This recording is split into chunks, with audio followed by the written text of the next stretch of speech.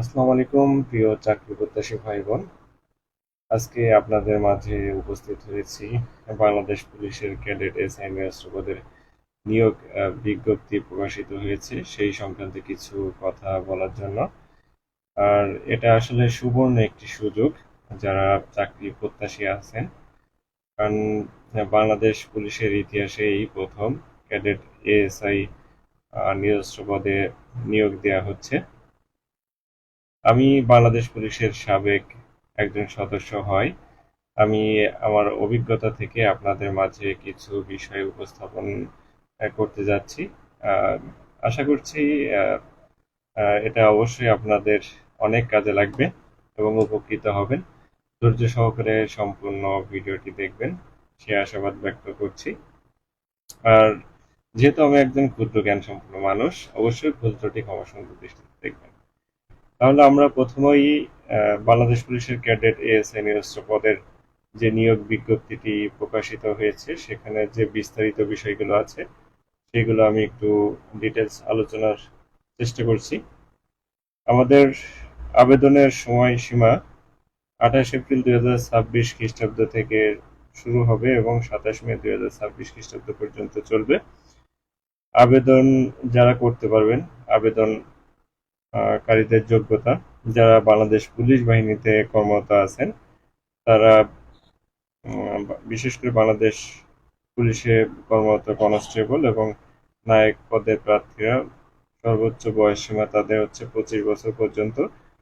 এবং আহ, যারা সাধারণ শিক্ষার্থী এবং চাকরি প্রত্যাশী, তাদের বয়সসীমা হচ্ছে 18 হতে 22 বছর। তো এইখানে আসলে কিছু নির্ধারিত বিষয় থাকে, যেমন উচ্চতা 5 ফুট 6 ইঞ্চি হতে হবে, বুকের মাপ 32 ইঞ্চি হতে হবে, ওজন উচ্চতা অনুযায়ী ওজন হয়ে থাকে। এরপর চোখের দৃষ্টি 6/6 এটা থাকতে হয়। আসলে এটা হচ্ছে সুবর্ণ একটি সুযোগ যে এইচএসসি পাশের পরেই আপনি আহ, একজন আহ, বাহিনীর অফিসার পদে যোগদান করছেন। হ্যাঁ, ক্যাডেট অফিসার। সাধারণত ক্যাডেট এসআই নিয়োগ দেওয়া হতো, আর এখন ক্যাডেট এএসআই নিয়োগ দেওয়া হবে। তো যাই হোক, উম, এটা অনলাইনে আবেদন করতে আহ, আবেদন ফি লাগবে 48 টাকা। আসলে এর আবেদনের যে প্রক্রিয়াগুলো আছে সেগুলো আমি স্টেপ বাই স্টেপ আলোচনা করার চেষ্টা করছি। আর এর ফাঁকে ফাঁকে বা মাঝে মাঝে আপনাদেরকে আমি কিভাবে এগুলো প্রস্তুতি নেবেন সেই সংক্রান্তে কিছু পরামর্শ দেওয়ার চেষ্টা করব। প্রথমেই হচ্ছে আবেদন করার পরে আপনাদেরকে একটি এসএমএস দেওয়া হবে যে আহ, একটি নির্দিষ্ট তারিখে মাঠ, আর মাঠ শুরু হবে হচ্ছে 18ই জুন থেকে। হ্যাঁ, হাতে আপনারা পাবেন মাত্র 2 মাস। এই 2 মাসের মধ্যে আপনাদেরকে তৈরি হতে হবে। হ্যাঁ, ফিজিক্যালি ফিট থাকতে হবে এবং পড়াশোনাও খুব কঠোরভাবে করতে হবে। আসলে পরিশ্রম সফলতার চাবিকাঠি বলা হয়। Practice makes a man perfect. আর সব থেকে বড় বিষয় হচ্ছে ফিজিক্যাল ফিটনেস। হ্যাঁ, অনেক আহ, ভালো ভালো স্টুডেন্ট রয়েছেন যারা এই ফিজিক্যাল আনফিটের কারণেই হচ্ছে প্রথমেই বাদ পড়ে যান। বিশেষ করে বিভিন্ন ইউনিভার্সিটির স্টুডেন্টদের দেখেছি আমি যখন চাকরিতে ছিলাম, তখন হচ্ছে যখন সাব ইন্সপেক্টর মাঠ হয় বা কনস্টেবলের মাঠ হয় তখন তারা ফিজিক্যাল ফিটনেসের কারণেই হচ্ছে বেশি বাদ যায়। এই কারণে ফিজিক্যাল ফিটনেসের প্রতি আপনারা বেশি গুরুত্ব দিবেন। সে কারণে যেহেতু প্রথমেই ফিজিক্যাল ফিটনেস টেস্ট হবে, আর এই ফিজিক্যাল ফিটনেস টেস্টের মধ্যে আহ, উম, আসলে প্রথমে হচ্ছে প্রথম দিন যেদিন আপনি মাঠে যাবেন সেদিন আপনার কাগজপত্র চেক করা হবে, শারীরিক দেহের মাপ নেওয়া হবে, উচ্চতা এবং বুকের মাপ। আপনার প্রাথমিক যে আপনাদের আহ, ইগুলো থাকে সেইগুলো আর কি। এর পরের দিন যখন ফাইনালি আপনি ওই দিন সিলেক্ট হবেন, এর পরের দিন হচ্ছে মূল যে মাঠের কার্যক্রম। সেই কার্যক্রম হচ্ছে প্রথমেই হচ্ছে দৌড় দিয়ে শুরু হবে, এরপরে long jump, high jump, push up, sit up, dragging, rope climbing. এই দৌড়ের ক্ষেত্রে আসলে আমি যেটা ফেস করেছি, আমি যখন বাংলাদেশ পুলিশের কনস্টেবল পদে 2017 সালে ট্রেনিং এ যাই, আল্লাহর অশেষ রহমত এবং মা বাবার দোয়া, পরিবারের সকলের দোয়ার কারণেই জীবনে প্রথম চাকরি প্রাপ্তি হই 2017 সালে। ট্রেনিং এ যে আমি যেটা উপলব্ধি করলাম যে প্রথম এক সপ্তাহ আসলে আপনি যদি আগে থেকে দৌড় বা ফিজিক্যালি খেলাধুলা নিয়মিত না করেন, তাহলে হচ্ছে প্রথম এক সপ্তাহ আপনাকে বেশ কষ্ট সহ্য করতে হবে, হ্যাঁ। আর যেহেতু আমি আহ, গ্রামের ছেলে, সেই কারণে খেলাধুলা নিয়মিত করা হতো। এই কারণে আমাকে খুব বেশি একটা বেগ পেতে হয়নি। সেটা হচ্ছে পুলিশের আহ, মাঠ যেদিন, সেদিন আহ, প্রথমে দৌড় দেওয়া হয়। আমাদের ক্ষেত্রে একটু নিয়মটা ব্যতিক্রম ছিল, আর নতুন যে নিয়ম হয়েছে এটা আসলে বেশ একটু টাফ, হ্যাঁ, সবার জন্যই, যে এটা প্র্যাকটিস না থাকলে একটু আহ, খুবই টাফ। তাই এই কারণে আমার পরামর্শ থাকবে যে এখন থেকে, যেহেতু হাতে 2 মাস আছে, এখন থেকেই আহ, মাঠ পরীক্ষায় পাশ করার জন্য নিয়মিত প্রতিদিন সকাল ভোরে অথবা বিকালে আপনি আধা ঘন্টা করে ফিজিক্যাল এক্সারসাইজ করেন। সেগুলো হচ্ছে প্রথমে 10 থেকে 15 মিনিট আপনি নিয়মিত দৌড়ানো শুরু করেন। এরপরে যদি সুযোগ হয় লং জাম্প এবং হাই জাম্প প্র্যাকটিস করেন, পুশ আপ প্র্যাকটিস করবেন। আর সাধারণত পুলিশের মাঠ পরীক্ষায় হচ্ছে 200 মিটার দৌড় হয় প্রথমেই। তারপরে লং জাম্প, হাই জাম্প হয়। লং জাম্প সম্ভবত ছেলেদের জন্য আহ, উম, আহ, উম, 3 থেকে 5 ফিটের মধ্যে এরকম হবে। আর হচ্ছে মেয়েদের জন্য আরেকটু কম, 2 থেকে 4 ফিট এরকম হতে পারে। এরপরে হাই জাম্প, সরি, এটা হাই জাম্প। আর লং জাম্পে 6 ফিটের দূরত্ব অতিক্রম করতে হবে, এবং পুশ আপ আপনাকে সম্ভবত 35 বা 40 সেকেন্ডে 15টি দিতে হবে, অথবা 1 মিনিটে 15টি, এরকম আর কি, হ্যাঁ। এরপরে সিট আপ আছে, এরপরে ড্রাগিং আছে। ড্রাগিং হচ্ছে আপনার টায়ারের সাথে, যেমন ট্রাকের টায়ার বা বাসের টায়ারের সাথে হচ্ছে দড়ি বাঁধা থেকে ওইটাকে টেনে নিয়ে আসতে হবে, হ্যাঁ। ওইটা খুব আসলে হাতের এবং শরীরের জোর না থাকলে বেশ কষ্টসাধ্য বিষয়। আর সর্বশেষ হচ্ছে রোপ ক্লাইম্বিং। এটা হচ্ছে ওই দড়ি বেয়ে বেয়ে হচ্ছে উপরে উঠতে হয় একটা নির্দিষ্ট পরিমাণ উচ্চতায় উঠে ওইটা আবার সুন্দর মতো ফিরে আসতে হয়। এই প্রতিটা স্টেপে হচ্ছে আপনাকে পাস করতে হবে। এই প্রতিটা স্টেপে যদি আপনি পাস না করেন, কোনোটাই ফেল করলে আপনি ডিসকোয়ালিফাইড, এবং ওই পরীক্ষায় আপনি আহ, অনুত্তীর্ণ হবেন বলে এটা গণ্য করা হয়। এই কারণে প্রতিদিন যেটা বললাম যে এখন থেকে নিয়মিত উম, সকালে বিকালে দৌড়ানো শুরু করে দেন। এটা হচ্ছে প্রথম কৌশল। আহ, কারণ সাধারণত দেখা যায় যে বেশিরভাগ পরীক্ষার্থী এই মাঠ পরীক্ষায় বাদ যাওয়ার এই একটাই কারণ হচ্ছে প্র্যাকটিস না থাকা, হ্যাঁ। আপনি দেখা যাচ্ছে মাঠে 2-3 দিন আগে দৌড়ালেন, তখন গা হাত পাও ব্যথা হয়ে যাবে, আপনি ঠিক মতো মানে মূল যে মাঠ পরীক্ষা সেদিন আপনি আহ, মানে আপনার শরীর সায় দিবে না, হ্যাঁ। আর আপনি যদি এখন থেকে নিয়মিত প্র্যাকটিস করেন, হয়তো 3-4 দিন আপনার গা ব্যথা থাকবে, আহ, ডাক্তার পরামর্শ অনুযায়ী একটু ওষুধ খেলে সেটা আপনার সেরে যাবে, হ্যাঁ, ব্যথার ওষুধ। এটা তো গেল। এরপরে আপনি যখন মাঠ পরীক্ষায় উত্তীর্ণ হবেন, তারপরে হচ্ছে আপনাকে আহ, লিখিত পরীক্ষার জন্য প্রস্তুতি নিতে হবে। লিখিত এবং মনস্তত্ত্ব পরীক্ষা। লিখিত পরীক্ষার মধ্যে আছে হচ্ছে ইংরেজি এবং বাংলা রচনা কম্পোজিশনে 100 মার্ক, 3 ঘন্টা। আর সাধারণ জ্ঞান গণিতে 100 মার্ক, 3 ঘন্টা, এবং মনস্তত্ত্ব 50 মার্ক, 1 ঘন্টা। এই লিখিত পরীক্ষার ক্ষেত্রে আপনি কি কৌশল অবলম্বন করতে পারেন এখন থেকেই? বিগত সালের কনস্টেবল নিয়োগ এবং ক্যাডেট সাব ইন্সপেক্টর নিয়োগের যে লিখিত বই, উত্তরপত্র বা জব সলিউশন বইগুলো আছে, সেগুলো নিয়ে এখন থেকে এই প্রশ্নগুলো সলভ করতে পারেন। ওই প্রশ্নগুলো যখনই আপনি সলভ করবেন, তখনই হচ্ছে আপনার সুন্দর একটি ধারণা হয়ে যাবে যে কি ধরনের প্রশ্নগুলো হয়, আর কিভাবে আহ, লিখিত প্রশ্নগুলোর অ্যান্সার করতে হয়। আমি আরেকটু ডিটেলসে বলে দিই যে ইংরেজির ক্ষেত্রে আপনারা কি কি পড়বেন। ইংরেজি থাকবে 50 মার্ক।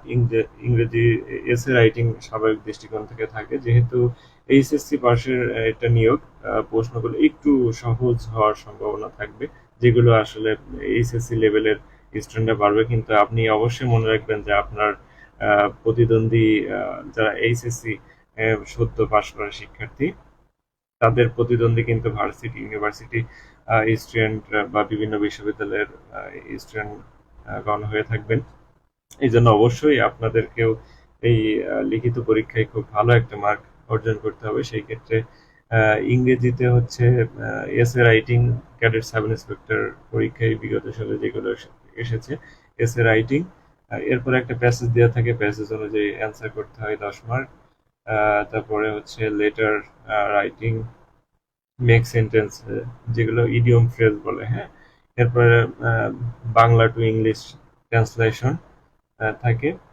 এই হচ্ছে 50 মার্ক, যেটা ক্যাডেট সাব ইন্সপেক্টর পরীক্ষায় এসেছিল 2023 সালে, সেটা থেকে আপনাদেরকে আমি বলার চেষ্টা করছি।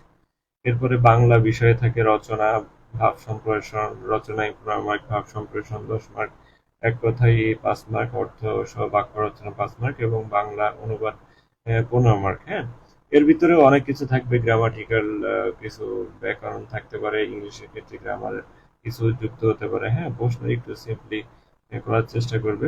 আস্তে আস্তে আপনাদেরকে বিশদ আলোচনা করব যে লিখিত পরীক্ষার ক্ষেত্রে কি কি করতে হবে। হ্যাঁ, এরপরে হচ্ছে সাধারণ জ্ঞান ও গণিতের মধ্যে সাধারণ জ্ঞানে 50 মার্ক, সাধারণ জ্ঞানের টিকা লিখন থাকে দুইটা, 10 মার্ক। পূর্ণরূপ লিখতে হবে, যেমন OIC, NATO, BRICS, IMF, FBI, ASEAN, SDG, হ্যাঁ, এইগুলো 10-এ 10 মার্ক। এরপরে যেমন কয়েকটা বিষয় থাকে, যেমন 2023 সালে প্রশ্ন এসেছিল যে বিশ্ব অর্থনীতিতে রাশিয়া ইউক্রেনের যুদ্ধের প্রভাব আলোচনা করো। এখন বর্তমান সময়ে আসতে পারে যে ইরান এবং ইসরায়েলের যুদ্ধের প্রভাব আলোচনা করো। এইগুলো সাধারণত বর্তমান যে প্রেক্ষাপট বা বর্তমান চলমান ঘটনাগুলো নিয়ে হচ্ছে সাধারণ জ্ঞানের এই ব্যাখ্যামূলক প্রশ্নগুলো হয়ে থাকে। এরপরে বাংলাদেশের যোগাযোগ ব্যবস্থা অভূতপূর্ব উন্নয়ন ঘটেছে, ব্যাখ্যা করো। এগুলো আর কি আসলে। এরপরে বাংলাদেশ পুলিশিং সংক্রান্ত প্রশ্ন কিন্তু থাকবে, হ্যাঁ। তারপরে সংক্ষেপে উত্তর দিন, 5 × 10 মার্ক। এরপরে আমরা গণিতে চলে আসি। গণিতে হচ্ছে 50 মার্ক, মান নির্ণয় থাকে দুইটা প্রশ্ন। ক্যাডেট সাব ইন্সপেক্টর যেগুলো এসেছে আমি সেগুলোই বলবো আপনাদেরকে, একটা জাস্ট ধারণা দেওয়ার জন্য, যেহেতু এটাও ক্যাডেট এএসআই, এই এরকমেরই কিছুটা প্যাটার্ন থাকবে। এরপরে উৎপাদকের বিশ্লেষণ দুইটা আসছে। এরপরে সুদ আসল মুনাফা থেকে একটা অঙ্ক আসছে।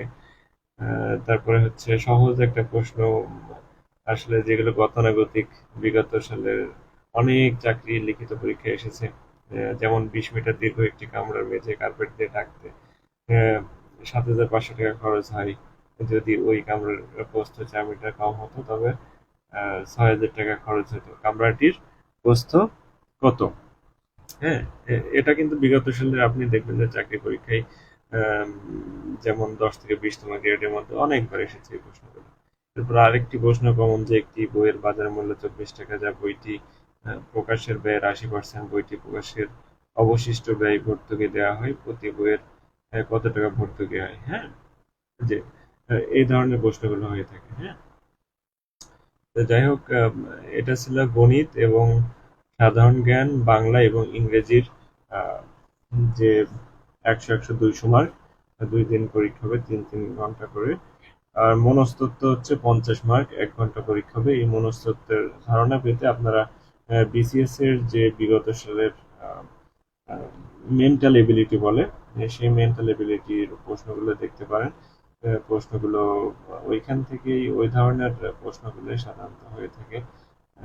মনস্তত্ত্ব যেটাকে বলে আর কি, যে বিগত সালের বিসিএস এর যত মেন্টাল এবিলিটি প্রশ্নগুলো আছে আপনারা একটু সলভ করার চেষ্টা করবেন, ওইখান থেকে আশা করছি কমন পাবেন। আর মনস্তত্ত্ব একটু বেসিক জিনিস থাকে, হ্যাঁ। আম, এরকম থাকে অ্যান্টোনিম, সিনোনিম, বিপরীত শব্দ, তারপরে অঙ্কের ভিতর ছোট ছোট সূত্র দেওয়া থাকে, এর মান কত, ওর মান কত, এরকম থাকে। হ্যাঁ, এরপরে এইগুলো লিখিত এবং মনস্তত্ত্ব পরীক্ষায় যখন আপনি পাশ করবেন, তারপরে আসবে কম্পিউটার দক্ষতা পরীক্ষা। এই কম্পিউটার দক্ষতা পরীক্ষাতে অবশ্যই আপনার একটা কোর্সের সার্টিফিকেট থাকতে হবে। বিশেষ করে ৩ মাস মেয়াদি বা ৬ মাস মেয়াদি কারিগরি যে কম্পিউটার প্রশিক্ষণ আছে, অথবা আপনি যে কোনো ধরনের কম্পিউটার অফিস অ্যাপ্লিকেশন কোর্স করেছেন, এরকম একটা সার্টিফিকেট হলে আপনার জন্য যথেষ্ট। আহ, যেহেতু আমি বাংলাদেশ পুলিশের একজন সদস্য ছিলাম, সেই কারণে আসলে আমি বিষয়গুলো খুব ডিটেলস জানি। সেইখান থেকে, সেই অভিজ্ঞতা থেকে আপনাদেরকে আমি বলার চেষ্টা করছি। এর পাশাপাশি আমি আহ, অনেকগুলো ভাইবা দিয়েছি, প্রায় ৮টার মতো ভাইবা অ্যাটেন্ড করেছি এবং অনেকগুলো পরীক্ষায় উত্তীর্ণ হয়েছি। আর সেই পরিপ্রেক্ষিতে, সেই অভিজ্ঞতা থেকে যে কি স্ট্র্যাটেজি ফলো করলে আপনারা সবগুলো পরীক্ষায় উত্তীর্ণ হবেন, সেটাই আমি বলার চেষ্টা করছি। অবশ্যই ভুল ত্রুটি ক্ষমা সুন্দর দৃষ্টিতে দেখবেন। যাই হোক, আমরা এখন কম্পিউটার দক্ষতা পরীক্ষার কিভাবে আপনারা এটা সহজে উত্তীর্ণ হতে পারেন সেটা হচ্ছে, এখানে দিয়েছে যে এমএস অফিস, ওয়েব ব্রাউজিং এবং ট্রাবল শুটিং। এমএস অফিসের মধ্যে আছে এমএস ওয়ার্ড, এমএস এক্সেল এবং এমএস পাওয়ার পয়েন্ট। হ্যাঁ, এই তিনটাই সাধারণত আপনাদেরকে একটা বেসিক ধারণা থাকতে হবে। বিশেষ করে এমএস ওয়ার্ডের যে বাংলা ইংরেজি লেখাগুলো থাকে, এগুলো আপনাদেরকে জানতে হবে। একটা চিঠি কিভাবে লেখে, হ্যাঁ, একটা অফিসিয়াল চিঠি কিভাবে লিখতে হয়, বেসিক জিনিসগুলো আপনারা শিখবেন। আর প্রতিদিন এই যে যে নিয়মিত ইংরেজি, বাংলা, সাধারণ জ্ঞান, গণিত, এগুলোর প্র্যাকটিসের পাশাপাশি অবশ্যই কম্পিউটার 15 থেকে 20 মিনিট আপনারা প্রতিদিন টাইপিং প্র্যাকটিস করবেন এবং বেসিক জিনিসগুলো দেখবেন। কারণ আপনার এই 2 মাস আপনার জীবনের সবকিছু বাদ দিয়ে দেবেন। হ্যাঁ, সবকিছু বলতে খাওয়া দাওয়া না, আসলে সবকিছু বলতে মানে পড়াশোনা এবং এই প্রস্তুতি নেওয়ার জন্য যা যা করা প্রয়োজন সেগুলো আপনারা করবেন। এর পাশাপাশি অবশ্যই নিজ নিজ ধর্ম পালন করবেন, কারণ সৃষ্টিকর্তা আপনার সহায় যদি না হন, তাহলে আসলে আপনার জন্য যতই ভালো প্রস্তুতি থাকুক, ওইটা ওভারকাম করা বেশ কষ্টসাধ্য বিষয় হয়ে দাঁড়াবে। আর এর পাশাপাশি অবশ্যই আত্মীয় স্বজন এবং বাবা মা, শিক্ষক, তাদের সাথে সবসময় সদ্ব্যবহার করতে হবে, তাদের কাছ থেকে দোয়া নিতে হবে। তাহলেই সকলের দোয়ার একটা যে পাওয়ার, সেটা আপনি যখন চাকরি পাবেন তখন সেটা উপলব্ধি করতে পারবেন। আমি এখন উপলব্ধি করছি আমার বাবা মা, আত্মীয় স্বজন সবার দোয়াই, আল্লাহর রহমতে আজ আমি এ পর্যন্ত। এখন আমরা কম্পিউটার নিয়ে কথা বলছিলাম। কম্পিউটার এমএস ওয়ার্ড গেল, এরপরে এমএস এক্সেল, মাইক্রোসফট এক্সেল। এক্সেলের যে স্যালারি শিট আছে, সাধারণত স্যালারি শিটই বেশিরভাগ পরীক্ষায় এসে থাকে। ওই স্যালারি শিট তৈরি ইউটিউবে অনেক টিউটোরিয়াল পাবেন। আপনাদের যদি যারা বিগিনার, তাদের জন্য সহজ হবে ইউটিউবে অনেক টিউটোরিয়াল পাবেন, সেইগুলো দেখে। আমি যখন কম্পিউটার কোর্স করি, সাধারণত ওইভাবে খুব বেশি শেখার সুযোগ হয়নি, যেহেতু চাকরির পাশাপাশি আমি কোর্স করার চেষ্টা করেছিলাম। আর নিজে ইউটিউব দেখে অনেক কিছু আমি শিখেছি। ইউটিউবের জন্য আপনি যে ধরনের প্রবলেম ফেস করবেন সেটা সার্চ করলে আপনি সেই ধরনের ভিডিওগুলো পেয়ে যাবেন। এরপরে MS power point. Power point হচ্ছে, আমি যখন জেলা প্রশাসকের কার্যালয়ে পরীক্ষা দিয়েছিলাম, তখন পাওয়ার পয়েন্টের আমাকে একটা টপিক দেওয়া হয়েছিল যে ধূমপানের কুফল, এই সম্পর্কে 5টি স্লাইড তৈরি করুন। এটা হচ্ছে আপনাকে 10 মিনিট সময় দেওয়া হবে, সেই পরিপ্রেক্ষিতে সেটা আপনি তৈরি করবেন। কিন্তু এখানে পুলিশের কম্পিউটার টেস্টটা একটু সময় সাপেক্ষ, হয়তো আধা ঘন্টা করে এরকম বা 20 মিনিট করে আপনাকে টাইম ভাগ করে দিবে, এর ভিতরে আপনাকে সম্পন্ন করতে হবে। এরপরে কম্পিউটার দক্ষতা পরীক্ষা আপনি যখন উত্তীর্ণ হয়ে গেলেন, এরপরে আসবে হচ্ছে মৌখিক পরীক্ষা। হ্যাঁ, মৌখিক পরীক্ষা আসলে যারা ভার্সিটি লেভেল সম্পন্ন করেছেন তাদের জন্য মৌখিক পরীক্ষাটা বেশ সহজ হয়ে যায়, কারণ তারা বিভিন্ন ভাইবার সম্মুখীন হয়ে থাকেন একাডেমিক সেশনে। হ্যাঁ, আর যারা সদ্য এইচএসসি পাস করেছেন তাদের জন্য একটু একটু আহ, কি বলে, নার্ভাসনেস কাজ করবে। কিন্তু আপনি প্রতিদিন আয়নার সামনে নিজের সম্পর্কে বলার চেষ্টা করবেন, যে অনেক সময় ভাইবা থেকে ইংরেজিতে প্রশ্ন করে ইন্ট্রোডিউস ইয়োরসেলফ। হ্যাঁ, এটার কিভাবে আপনি নিজেকে উপস্থাপন করবেন, আমাকে যখন বলা হয়েছিল তখন আমি এইভাবে উপস্থাপন করেছিলাম। Thank you sir for giving me this opportunity. এরপরে শুরু করেছিলাম যে I am Mohammad Al Javed, I am from Magura district. I grew up in Mohammadpur village. I completed my SSC and HSC in 2014 and 2016. I have recently I have completed my degree from Bangladesh Open University. Now I am studying in masters at the same university. এইভাবে আর কি আপনি আস্তে আস্তে আপনার details বলবেন, কিন্তু খুব বেশি ফ্যামিলি ব্যাকগ্রাউন্ড বলার চেষ্টা করবেন না। হ্যাঁ, যাই হোক, এরপরে আপনি ভাই ভাই বিভিন্ন ধরনের প্রশ্নের সম্মুখীন হবেন। সেইগুলো সম্পূর্ণ হওয়ার পর আল্লাহ যদি রহমত করে আপনি ভাই ভাই উত্তীর্ণ হলেন, এরপরে আপনার স্বাস্থ্য পরীক্ষার ক্ষেত্রে অবশ্যই এটা মাথায় রাখবেন, যারা নেশা করেন আপনাদের ডোপ টেস্ট হবে। ডোপ টেস্টেই আপনি ধরা খেয়ে যাবেন। যতই আপনি 2 মাস 3 মাস না করে থাকেন না কেন, এটা ধরা খেয়ে যাবেন। এই জন্য যারা নেশা করেন এখন থেকে নেশা বাদ দিয়ে দেন, বিড়ি সিগারেট সবকিছু এড়িয়ে চলেন। হ্যাঁ, নেশা জিনিসটা আসলে খুব ভালো কিছু দেয় না। নেশা মানসিক বিকৃতি ঘটায়, অশান্তি, হতাশা সবকিছু বৃদ্ধি করে। এই কারণে নেশা থেকে দূরে থাকুন। এরপরে যখন আপনি স্বাস্থ্য পরীক্ষায় উত্তীর্ণ হলেন, তখন আপনার ভেরিফিকেশন হবে। হ্যাঁ, 2-3 স্তরে ভেরিফিকেশন হবে। পুলিশ হেডকোয়ার্টার্স প্রাথমিক অবস্থায় হচ্ছে জেলা পুলিশ আপনার ভেরিফিকেশন করবেন, জেলা পুলিশের ডিএসপি, ডিবি, এরপরে এনএসআই। হ্যাঁ, আমার যেরকম অনেকগুলো ভেরিফিকেশন হয়েছিল। তারপর পুলিশ হেডকোয়ার্টার্স থেকে অনেক ভেরিফিকেশন হবে। প্রায় 3-4 ধাপের বা 5 ধাপের মতো আপনার ভেরিফিকেশন হবে। এটা যখন আপনার কোনো ধরনের ব্যাকগ্রাউন্ড ঝামেলা না থাকবে। আরেকটি কথা বলে রাখি যে আপনার যদি জীবনে মামলা থাকে, বিশেষ করে আপনি যদি একদিনও জেল খেটে থাকেন, এই পুলিশ ক্লিয়ারেন্স বা এই ভেরিফিকেশনে কিন্তু আপনি আটকে যাবেন। হ্যাঁ, এটা আপনার খুব জটিলতা সৃষ্টি হবে। এই কারণেই যে কোনো চাকরি প্রস্তুতির আগে, বিশেষ করে ডিফেন্সের আগে, অবশ্যই মারামারি, অযথা ঘোরাঘুরি থেকে এড়িয়ে চলবেন। কারণ এটার কারণে আপনি বিভিন্ন ধরনের দেখা যাচ্ছে বন্ধু বান্ধবের কারণে আপনি বিপদে পড়ে যেতে পারেন। এটা অবশ্যই খেয়াল রাখবেন। এরপরে যখন আপনি স্বাস্থ্য পরীক্ষা এবং ভেরিফিকেশনে সুন্দরভাবে উত্তীর্ণ হলেন, এরপরেই আপনার সেই কাঙ্ক্ষিত রেজাল্ট আপনি আল্লাহর রহমতে পেয়ে যাবেন। যে এরকম সুন্দর একটি মেসেজ আসবে অথবা নোটিশ আসবে যে আপনি চাকরির জন্য চূড়ান্তভাবে মনোনীত হয়েছেন। আসলে এই নিউজটা আপনি যখন পাবেন, আপনার চোখ দিয়ে অটোমেটিকলি পানি চলে আসবে। হ্যাঁ, যেটা মানে আসলে অনেক কষ্ট, অনেক সাধনার পরে, অনেক ত্যাগের পরে এই মুহূর্তটার সম্মুখীন হতে হয়। আমি জীবনে 2 বার এই সুযোগটা পেয়েছি। আসলে খুব আহ, উম, আর সুন্দর একটি মুহূর্ত। হ্যাঁ, আনন্দে চোখ দিয়ে পানি চলে আসে। আর আপনি যখন আপনার বাবা মা বা আত্মীয় স্বজনকে জানাবেন, তারাও খুব আবেগ আপ্লুত হয়ে পড়বে। তারা আপনাকে সাধুবাদ জানাবে। এই মুহূর্তটা আসলে খুব সুন্দর একটি মুহূর্ত এবং জীবনের একটা সেরা মুহূর্ত বলা যায়। যাই হোক, এরপরে তো আপনি চূড়ান্তভাবে সুপারিশপ্রাপ্ত হলেন। তারপরে আপনাকে একটা ডেট দেওয়া হবে যে এই দিন আপনার ট্রেনিং, হ্যাঁ, ট্রেনিং হবে। আর এই ট্রেনিংটা হবে 1 বছর মেয়াদী ট্রেনিং। ক্যাডেট এএসআই নিরস্ত্র পদের নিয়োগ ট্রেনিংটা হবে 1 বছর মেয়াদী। সাধারণত এটা সারদায়ী হওয়ার সমূহ সম্ভাবনা রয়েছে। আর বাকিটা ধাপে ধাপে আস্তে আস্তে বোঝা যাবে। ট্রেনিং পিরিয়ডের কিছু করণীয় বিষয় আমি আপনাদেরকে বলে রাখি। সেটা হচ্ছে যে আপনি যে এর মাঝে যখন প্রতিটা ধাপ অতিক্রম করলেন, এর পাশাপাশি প্রতিদিনই কিন্তু চেষ্টা করবেন অবশ্যই যে একটু দৌড়ানো, একটু খেলাধুলা আসলে না করাটাই বেটার। কারণ হঠাৎ করে যদি আপনার ফিজিক্যালি ইনজিউর্ড হন, হ্যাঁ, বিশেষ করে হাত পা ভেঙে গেলে খুব মারাত্মক একটা সিচুয়েশন তৈরি হবে।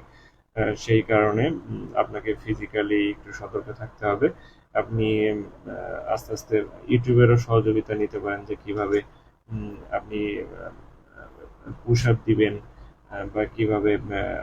আর এখন হচ্ছে বেশি সুবিধা হয় যারা অ্যাথলেট বা যারা বিভিন্ন কোর্স, তাদের সহযোগিতা করেন অথবা নিজেই। সব থেকে বড় বিষয় হচ্ছে দৌড়ানোর উপরে নাকি আসলে বড় ব্যায়াম নাই। আপনি নিয়মিত 15 থেকে 20 মিনিট দৌড়ান, এর পাশাপাশি পুশ আপ প্র্যাকটিস করেন, তারপরে এরকম রেগুলারলি ট্রেনিং এর আগ পর্যন্ত অবশ্যই আপনি এটা কন্টিনিউ প্র্যাকটিস করেন, হ্যাঁ। তাহলে দেখবেন যে ট্রেনিং এ যে আপনার কষ্ট হবে না। আমার ক্ষেত্রে যেটা হয়েছিল, আমি আসলে ওইভাবে দৌড়াদৌড়িতে অভ্যস্ত ছিলাম না, কিন্তু যেহেতু সদ্য ইন্টার পাস করা একজন ছাত্র ছিলাম, পড়াশোনা নিয়ে ব্যস্ত ছিলাম, সায়েন্স ব্যাকগ্রাউন্ড, এবং বেশ গ্রামের একটা কলেজ থেকে আসলে, কলেজটা খুবই রিনাউন্ড, আমিনুর রহমান কলেজ থেকে আমি জিপিএ 5 প্রাপ্ত হয়। আমার ব্যাচের বেশ কয়েকজন বন্ধু তারাও জিপিএ প্রাপ্ত হয়েছেন এবং বর্তমানে খুব ভালো পজিশনে রয়েছে। তাই গ্রামের একটা কলেজ থেকে জিপিএ 5 বেশ টাফ, এবং সেই কারণে স্যারদের কথা মতো নিয়মিত পড়াশোনা করেছি। আহ, এবং আমার শ্রদ্ধেয় আশুতোষ স্যার বলেছিলেন যে জীবনে একবার যদি তুমি ট্রেন লাইনের আর ট্রাক লাইনচ্যুত হয়ে যাও, ওই লাইনে ব্যাক করাটা বেশ কষ্টসাধ্য বিষয়। সেটা এখন পর্যন্ত ফলো করার চেষ্টা করছি। উম, আহ, তারই ধারাবাহিকতায় আল্লাহ অশেষ রহমতে নিয়মিত পড়াশোনার কারণে খেলাধুলার ওইভাবে চর্চাটা আম, আম, থাকে না, বা খেলাধুলা ওইভাবে কন্টিনিউ করা হয়নি। তারই পরিপ্রেক্ষিতে আল্লাহর অশেষ রহমতে সবার দ্বারাই জিপিএ 5 প্রাপ্ত হয়। তারপরে হচ্ছে আমি যখন পুলিশ নিয়ে প্রাপ্ত হই, তখনই হচ্ছে আমাকে বেগ পেতে হয়েছে যে আমার নিয়মিত ওই প্র্যাকটিসটা ছিল না, যে দৌড়াদৌড়ি বা খেলাধুলা প্র্যাকটিসটা না থাকার কারণে আমাকে বেগ পেতে হয়। প্রথম 1 সপ্তাহ আমাকে খুব কষ্ট হয়েছে, মাঝে মধ্যে বাড়িতে ফোন করে বলেছে মা আমার দ্বারা ট্রেনিং করা বেশ কষ্টসাধ্য বিষয়। তারপরেও আসলে আহ, বিনা পয়সায় চাকরি, হ্যাঁ। তখন ফ্যামিলি থেকে বলা হলো যে যত কষ্ট হোক চেষ্টা করো, যে আল্লাহ তোমার একটা রিজিকের ব্যবস্থা করেছে। আহ, আলহামদুলিল্লাহ, সেই মায়ের কথা, বাবার কথা, পরিবারের সবার কথা ধরে রাখার চেষ্টা করেছি এবং সফলতার সাথে ট্রেনিং সম্পন্ন করে 2018 সালের জানুয়ারি 21 তারিখে বাংলাদেশ পুলিশে কনস্টেবল পদে যোগদান করি, এবং দীর্ঘ 6 বছর, সরি, দীর্ঘ প্রায় 8 বছর, 2 দিন বাকি ছিল, 8 বছর বাংলাদেশ পুলিশে আহ, আল্লাহর অশেষ রহমতে সুনামের সাথে চাকরি করেছি, এবং শ্রদ্ধেয় স্যার এবং কলিগদের ভালোবাসা পেয়েছি। আর বর্তমানে নয়ডা জেলা প্রশাসকের কার্যালয়ে কর্মরত আছি। তাই ট্রেনিং অবস্থায় আসলে কিছু ট্রিক্স আছে, সেটা হচ্ছে আপনি ট্রেনিং এর যখন চূড়ান্ত বয়সে বহিষ্প্রাপ্ত হবেন, তখন প্রথম আহ, কি বলে নিয়মিত আপনাকে অবশ্যই দৌড়াতে হবে, কারণ ট্রেনিং এর শিডিউলটা আমি একটু বলে দিই। ট্রেনিং এ সাধারণত ভোর 5টার দিকে আপনি উঠবেন, 6টা থেকে 7টা বা 7:30 পর্যন্ত আপনার পিটি হবে। এরপরে হয়তো আধা ঘন্টা ব্রেক থাকবে, তারপরে আবার প্যারেড হবে। প্যারেড হয়তো 9টা পর্যন্ত বা 9:30 পর্যন্ত হবে। তারপরে সকালে নাস্তা ব্রেকের পরে 10টা থেকে 1টা পর্যন্ত আবার আপনার ক্লাস থাকবে, ল ক্লাসের পরে আবার দেখা যাচ্ছে 1.5 ঘন্টা মতো এরকম ব্রেক পাবেন। ব্রেকের তখনই হচ্ছে খাওয়া দাওয়া, ফ্যামিলির সাথে কথাবার্তা, একটু রেস্ট, তারপর আবার 3টা বা 2:30টার দিকে আপনাকে আমার এটা টাইমটা চেঞ্জ হচ্ছে শীতকালের উপর। শীতকালের দিন ছোট হলে টাইমটা চেঞ্জ হয়, আর গরমকালের ক্ষেত্রে হচ্ছে এই ধরনের টাইমটা হয়ে থাকে। আবার 3টা থেকে 5টা পর্যন্ত বা 5:30 পর্যন্ত আপনাকে করতে হবে। তারপরে 6টা 6:30টায় নামাজের যে ব্রেক থাকে, তখন ওই নামাজের পোশাকে আপনাকে মসজিদে যেতে হবে। আমাদের ট্রেনিং অবস্থায় আসলে আল্লাহর অশেষ রহমত, আমি কোরআন শরীফ পড়া শিখে গিয়েছিলাম। আমাদের ট্রেনিং এ কোরআন শরীফ যারা যার যার ধর্ম শেষে পালন করে, হিন্দু ধর্মাবলম্বীদের জন্য আলাদা ব্যবস্থা থাকে, এবং আমাদের জন্য যারা মুসলমান তাদের জন্য কোরআন শিক্ষার ব্যবস্থা থাকে। এরপরে সন্ধ্যার পরে আবার হচ্ছে আহ, উম, অনেক সময় ফ্রি থেকে, অথবা যেহেতু ক্যাডেট তখন আবার ক্লাস টাইম থাকতে পারে। যে এসআইদের সাধারণত এরকম থাকে। উম, এরপরে আপনি আহ, 1 ঘন্টা 1.5 ঘন্টা সময় পাবেন আবার ফ্যামিলির সাথে কথা বলার জন্য, রাতের ডিনার করার জন্য। এরপরে 9:30 10টার মধ্যে এমনিই ঘুম চলে আসবে, হ্যাঁ। কারণ তখন আপনার ফোন থাকবে না, একদম সবকিছু থেকে, দুনিয়া থেকে আপনি বিচ্ছিন্ন। মানে দুনিয়া বলতে হচ্ছে আপনি বাইরের পরিবেশ থেকে একদমই বিচ্ছিন্ন। তখন আসলে শৃঙ্খলিত একটা জীবন আপনি চলে আসবে। প্রথম দিকে আসলে খুব আহ, বিরক্ত লাগবে, কারণ দীর্ঘ প্রায় আপনি যখন বোঝা শিখেছেন তখন থেকে মোবাইল ব্যবহারে আমরা সবাই কম বেশি আসক্ত। এটা ছেড়ে থাকতে আসলে খুব কষ্টসাধ্য বিষয় বর্তমান প্রজন্মের জন্য। তারপরেও আপনাকে থাকতে হবে, এবং নিজের তখন আপনার ব্যাটসম্যান তৈরি হবে, হ্যাঁ। আসলে চাকরি জীবনে ব্যাটসম্যান অনেক বড় একটা প্লাস পয়েন্ট। আমার জীবনে আমার সাথে যেহেতু আমরা একসাথে 10,000 পুলিশ কনস্টেবল নিয়ে গেছিলাম, এই জন্য আমাদের ওই ব্যাচে 10,000ই আমাদের ব্যাচম্যান। হ্যাঁ, এই ব্যাচম্যানই হচ্ছে আপনার দিন শেষে বিভিন্ন চাকরির বিভিন্ন প্রতিটা ক্ষেত্রে আপনাকে সহযোগিতা করবে, ভালো কাজে উৎসাহ দেবে এবং খারাপ সময় আপনার পাশে থাকবে। এই জন্য অবশ্যই ব্যাটসম্যানকে আপনি কখনোই কষ্ট দিবেন না, অবশ্যই ব্যাটসম্যানের সাথে সৌহার্দ্যপূর্ণ সম্পর্ক রাখবেন। তাহলে এই ছিল ছোট্ট করে বাংলাদেশ পুলিশ ক্যাডেটে এসআই নিরস্ত্র পদের নিয়োগের বিস্তারিত উম, তথ্য। আরেকটু তথ্য বলে রাখি, আপনি ট্রেনিং অবস্থায় ভাতা প্রাপ্ত হবেন। হ্যাঁ, তবে ট্রেনিং আপনি 1 বছর যদি সম্পূর্ণ না করতে পারেন, তাহলে হচ্ছে ট্রেনিং থেকে আপনি কিন্তু নিয়োগ থেকে বাদ হয়ে যাবেন। হ্যাঁ, আপনি ফাইনালে যখন ট্রেনিং সফলতার সাথে সুস্থতার সাথে সম্পূর্ণ করে যেখানে আপনাকে ফাইনালে পোস্টিং দেওয়া হবে, ওইখানে জয়েন করার আগ পর্যন্ত আপনি একটু রিস্কের মধ্যে থাকবেন। এরপরেও যেহেতু সাব ইন্সপেক্টরদের 1 বছর বা 2 বছরের যে প্রবেশনাল পিরিয়ড থাকে, এই ক্যাডেট এএসআই দেরও এরকম প্রফেশনাল পিরিয়ড থাকতে পারে। সেই কারণে আসলে আপনাকে সবসময় খুব সতর্ক অবস্থানে থাকতে হবে। এই সময় আসলে অনেকেরই প্রিয়জন থাকেন। এই প্রিয়জন গুলোকে আপনাদেরকে মেনটেন করে চলতে হবে। আসলে অনেক সময় আবেগ দিয়ে জীবন চলে না।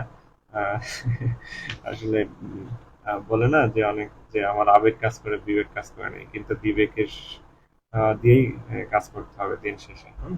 আর দিন শেষে অবশ্যই পরিবারের কথা চিন্তা করবেন, কারণ আহ, একমাত্র পরিবারই হচ্ছে আপনার নিরাপদ আশ্রয়স্থল এবং বিপদ আপদের সঙ্গী। হ্যাঁ, আপনার যখন কেউ পাশে থাকবে না, তখন দেখবেন যে আপনার বাবা মা পরিবার আপনার পাশে আছে।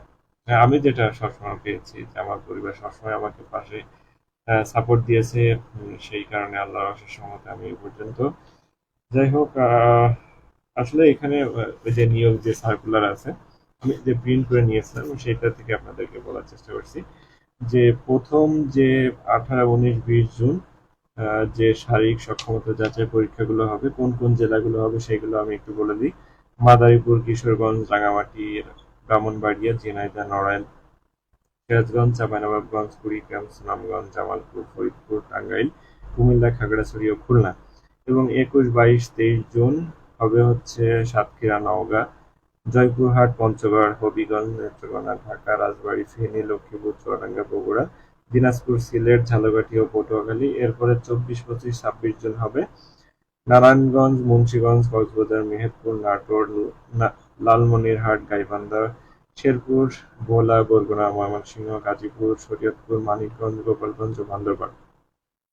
এই আপনি নিয়োগ সার্কুলারটা অবশ্যই খুব সুন্দর করে প্রতিটা লাইন বাই লাইন আপনি পড়বেন। হ্যাঁ, পড়লে অনেক কিছু বুঝতে পারবেন, যেগুলো না বুঝবেন তখন আমাকে মেসেজ করতে পারেন, আমি ইনশাল্লাহ উত্তর দেওয়ার চেষ্টা করব। এবং পাশাপাশি ইউটিউবে বা যারা পুলিশে কর্মরত আছেন তাদের সাথেও আপনি আলোচনা করলে খুব সুন্দর একটা ইনফরমেশন পাবেন।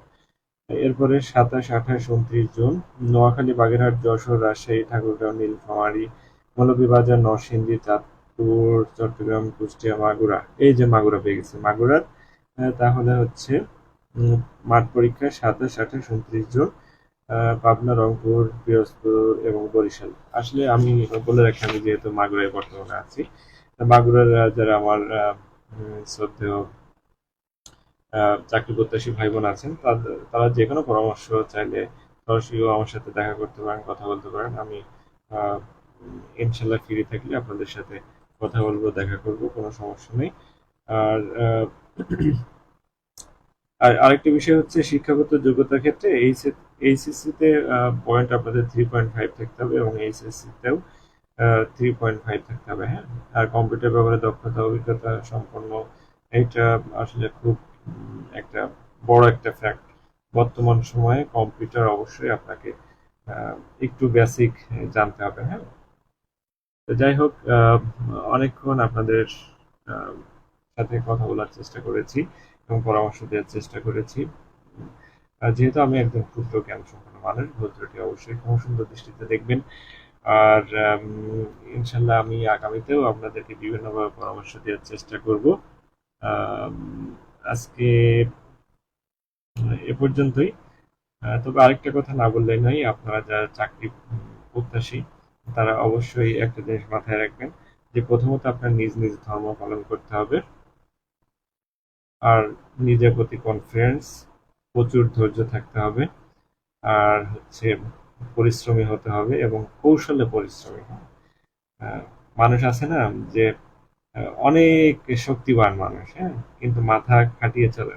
কিন্তু আপনার যদি শক্তি সামর্থ্য একটু কম থাকে, কিন্তু আপনি যদি মাথায় খাটিয়ে এগিয়ে যান, ইনশাল্লাহ আল্লাহর রহমতে এবং আপনার বাবা মার যদি দোয়া থাকে, তাহলে কোনো কিছু থেকেই আপনি অসফল হবেন না। হ্যাঁ, সফলতা আপনাকে ধরা দেবেই, মানে সফলতা আপনার পিছনে ছুটবে।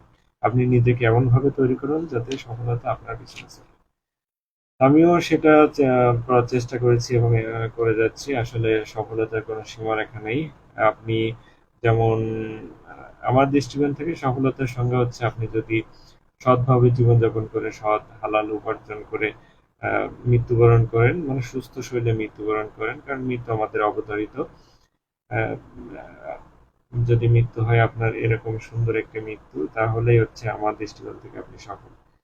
আর মৃত্যুর পরে যখন আপনার ৫ জন ১০ জন ভালো বলবে, সেটাই কিন্তু আপনার মৃত্যু পরবর্তী জীবনে কাজে লাগবে। সৎকায়ে জারিয়া এমন কিছু জীবনে করে যাবেন, যাতে মৃত্যু পরবর্তীতে কাজে লাগবে। আমিও সেই চেষ্টা করে যাচ্ছি যে আমার মাধ্যমে কারো যদি রিজিকের ব্যবস্থা হয়, আলহামদুলিল্লাহ, আমি এতেই অনেক সন্তুষ্ট। সে চাকরি যদি আমার মাধ্যমে, আমার কোনো কথা, এই যে আমি যে কথা বলছি এটার মাধ্যমে যদি তার উপকার হয়, সে যদি আমার জন্য দোয়া করে, এই দোয়াটা আমার জন্য অনেক বড় কিছু। হ্যাঁ, দিন শেষে অর্থ সম্পদ কোনো কিছুই আমার সাথে যাবে না, এই দোয়াগুলোই হচ্ছে দিন শেষে আমার সাথে, আমার আম, মৃত্যুর পরে কাজে লাগবে। আমি সেই চেষ্টাই করে যাচ্ছি। যাই হোক, সকলে আমার জন্য দোয়া করবেন। আর মাগুরার যারা চাকরি প্রত্যাশী ভাই বোন আছেন, আমার সাথে কানেক্ট থেকে ইনশাল্লাহ আপনাদেরকে আমি সহযোগিতা করার চেষ্টা করবো। এবং মাগুরাতে অনেক আহ, গুণী শিক্ষকগণ আছেন যারা চাকরি পড়াশোনা করান, তাদের কাছ থেকেও আপনারা পরামর্শ নিতে পারেন। কারণ সিনিয়র যারা অভিজ্ঞ, তাদের কাছ থেকে আসলে কখনোই লজ্জা করা উচিত নয়। বা আমিও যেহেতু এখন শিখছি, আমার ছোট কারো কাছ থেকে যদি কোনো কিছু শিখতে হয়, আমি লজ্জা বোধ করি না, কারণ আমাকে শিখতে হবে, এটা আমার প্রয়োজন। হ্যাঁ, এই জন্য হচ্ছে পৃথিবীটা এমন যে কেউ কাউকে জায়গা তৈরি করে দেয় না, জায়গা তৈরি করে নিতে হয়। যাই হোক, অনেক কথা হয়ে গেল। আগামীতেও কথা হবে ইনশাল্লাহ। সকালে ভালো থাকবেন, সুস্থ থাকবেন। আল্লাহ হাফেজ, বেস্ট অফ লাক।